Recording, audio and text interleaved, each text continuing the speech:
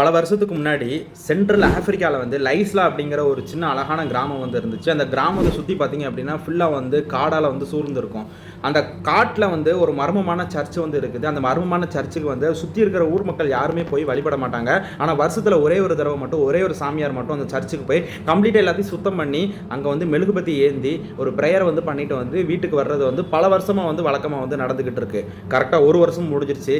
இன்னைக்கு இதே நாளில் அந்த ஒரு பூசாரி வந்து அந்த ஒரு சர்ச்சுக்கு வந்து போகணும். நடுராத்திரி 11 மணிக்கு அவர் ஒரு வீட்டிலேருந்து கிளம்பி வராரு.